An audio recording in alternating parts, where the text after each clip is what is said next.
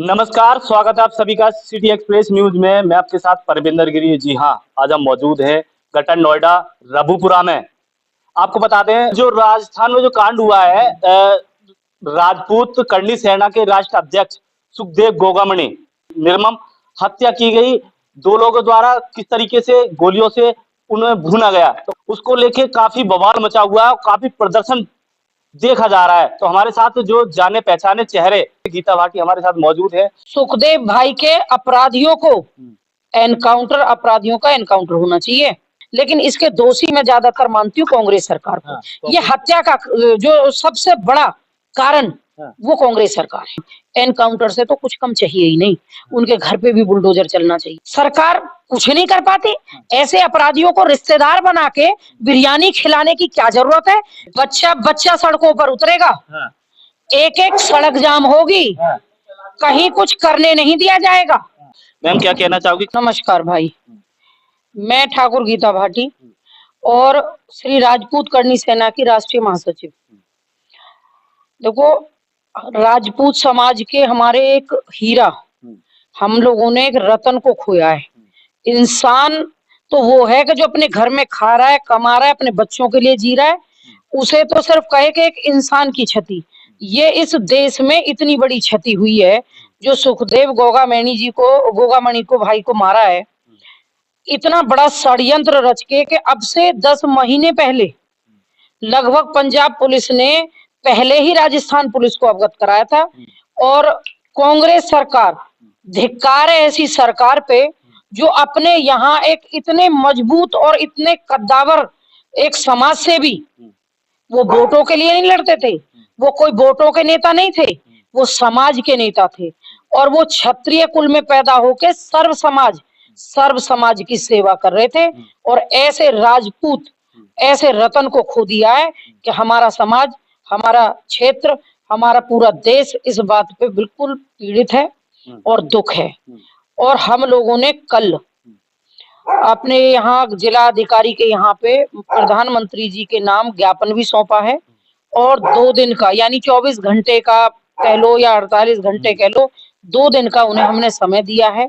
2 दिन के अंदर सुखदेव भाई के अपराधियों को अपराधियों का एनकाउंटर होना चाहिए। जब हमारे उत्तर प्रदेश में योगी जी अपराधी के घर पे बुलडोजर चलाते हैं और उनका एनकाउंटर करते हैं, तो अपराधी दूसरा डर जाता है और अपराध कहीं ना कहीं हमारे उत्तर प्रदेश में खत्म हो गया है। क्या लगता है, एक तरफ सरकार बनने जा रही थी और एक तरफ इस तरीके से बड़ा जो घटना है वो उसको अंजाम दिया, क्या पहले से ही घात लगाए बैठे थे? बिल्कुल, पहले से घात लगाए तो इसलिए बैठे थे, देखो एक छल के साथ।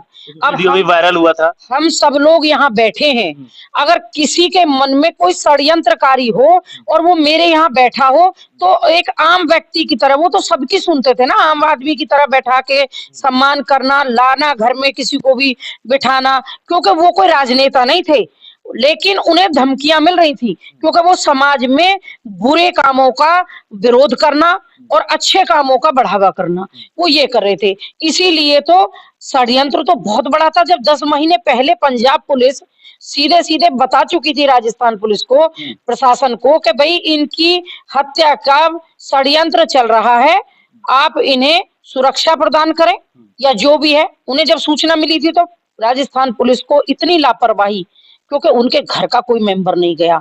जब किसी पुलिस वाले का हो या कोई भी हो, हम तो सबको अपना भाई बंधु मान के चलते हैं ना, लेकिन जो प्रशासन तंत्र है ना, वो जो बैठे हैं ना लोग, वो भूल जाते हैं कि वो भी उन्हीं परिवारों से निकल के आते हैं। और किसी आम व्यक्ति की सुरक्षा और एक मुख्य तौर से जो एक इतना समाज के लिए कार्य कर रहा है, उसकी सुरक्षा, दोनों का दायित्व पुलिस प्रशासन का होता है। और उसमें इतनी बड़ी ढील हुई है। निलंबन तो हुआ ही है पुलिस वालों का, मैंने सुना है, लेकिन उन्हें साथ साथ सजा भी मिलनी चाहिए। उन्होंने उतने ही दोषी हैं, वो भी उस षड्यंत्र के रचने वाले जितने दोषी, उतने दोषी पुलिस प्रशासन भी बैठ गया, क्योंकि उन्हें पता होते हुए भी उन्होंने हत्या कर देनी थी। और ऐसा वक्त चुना कि कांग्रेस हार गई और बीजेपी आ गई, और दोनों के बीच ऐसा षड्यंत्र टाइम चुना गया कि जिस समय पे ना तो बीजेपी की सत्ता जब तक स्थापित हुई थी सिर्फ जीत की घोषणा हुई और वो हारने की घोषणा हुई, लेकिन इसके दोषी मैं ज्यादातर मानती हूँ कांग्रेस सरकार को। ये हत्या का जो सबसे बड़ा कारण वो कांग्रेस सरकार है। बिल्कुल, आप देख सकते हो जो गीता भाटी है सीधा निशाना कांग्रेस सरकार पर बिल्कुल दे रही है। इनका कहना है ऑलरेडी कांग्रेस सरकार ने ये सब कुछ पूरा षड्यंत्र रचाया गया है और इस तरीके से क्या लगता है अब वहां बीजेपी सरकार है, क्या लगता है कि उनका भी वाकई में जो उत्तर प्रदेश में सीएम योगी है एनकाउंटर करा देते हैं दोषियों को लेकर, क्या राजस्थान में भी बीजेपी सरकार है, क्या ऐसा कुछ देखने के लिए मिलेगा? देखो उम्मीद तो है हाँ, और मांग है हमारी, हाँ, एनकाउंटर ही होना चाहिए। हाँ, वो पीड़ित, वो हमारी बहन हाँ, जो उनकी पत्नी है, हाँ, उन्होंने खुद स्वयं भी ये कहा, हाँ, वरना तो राजपूत नहीं सर्व समाज, क्षत्रिय समाज तो है ही, हाँ, साथ साथ राजपूत समाज के साथ कंधे से कंधा मिलाकर क्षत्रिय समाज के साथ सर्व समाज उतरेगा सड़कों पर। और आप देख ही रहे हो क्या आतंक मचा हुआ है, और ये आतंक अभी राजस्थान में है, अभी कुछ जगह है, फिर पूरे देश में होगा। हाँ, और अगर उनका एनकाउंटर होता है, उनके घर पे बुलडोजर चलता है और उस पीड़ित परिवार को हाँ, 10 करोड़ की मुआवजा देने की हमारी सरकार से मांग भी है हाँ, और हमें उम्मीद है कि भाजपा को ये करना ही चाहिए। हाँ, हमारी उम्मीद इसलिए भी बंधी है कि भाजपा सरकार अगर हमारे जो योगी जी हैं हाँ, वो अगर क्राइम पे रोक लगा सकते हैं हाँ, तो आज की डेट में वहां भी राजस्थान में भाजपा सरकार है। और ये ना भूला जाए कि अगर सरकार को बनाने में राजपूत और क्षत्रिय समाज ने इतना बड़ा सहयोग किया है तो उसे मिटाने में भी सहयोग जल्दी ही कर देंगे। घर घर में शोक है हाँ, और हकीकत ये है कि सबको पीड़ा है, क्योंकि वो किसी एक के नहीं थे, हाँ, पूरे देश के थे। हाँ, और उन्होंने कभी अपने लिए या अपने परिवार के लिए लड़ाइयां नहीं लड़ी हैं, उन्होंने दूसरों के लिए ही लड़ाइयां लड़ी हैं। और ऐसे व्यक्ति का दुख पूरे देश को है, क्योंकि पूरे देश में ही एक बहुत बड़ी क्षति हुई है। अगर राजा रजवाड़े आज भी होते, अगर क्षत्रिय सिर्फ अपने लिए जीता तो क्षत्रिय का धर्म ही ये रहा कि वो दूसरों के लिए जिया, दूसरों के लिए मरा, दूसरों के लिए लड़ा। तो इसीलिए हम ये कहेंगे कि भैया हमारे सुखदेव भाई को ऊपर वाला एक सुखद अपना कहते हैं ना कि शांति प्रदान करे, उनको अपने चरणों में ले जगा दे और उनके परिवार को इस दुख को सहने की शक्ति भी दे। और उनके परिवार के साथ हर व्यक्ति, बच्चा बच्चा, जन जन उनके साथ है।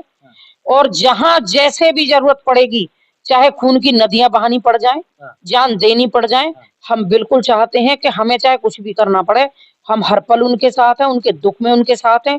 और क्रिमिनल अपराधियों को एनकाउंटर की मांग, एनकाउंटर से तो कुछ कम चाहिए ही नहीं, उनके घर पे भी बुलडोजर चलना चाहिए, ताकि उन्हें ही नहीं उनके परिवार को भी ये पता चले कि एक जेल में बैठा, अच्छा बड़ी अजीब बात है कि जेल में बैठे लोग अपना गैंग चला रहे हैं, कभी भी किसी की भी कहीं भी हत्या करवा देते हैं।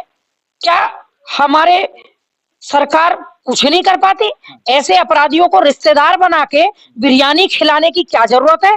जो इतने बड़े बड़े क्रिमिनल हैं, इंटरनेशनल क्रिमिनल है, वो जेल में बैठ के सारा अपना सिस्टम चला रहे हैं। ऐसे लोगों को तुरंत जल्द से जल्द उन्हें फांसी मिलनी चाहिए और इस षड्यंत्र में जो भी शामिल हो उसे फांसी से कम सजा ही नहीं मिलनी चाहिए, ताकि दोबारा तो कोई कुछ जो सुखदेव गोगामणि है उनकी निर्मम हत्या को लेके राजस्थान ही नहीं देश भर में पूरे शोक मना रहे हैं, प्रदर्शन कर रहे हैं जगह जगह और ज्ञापन सौंप रहे हैं।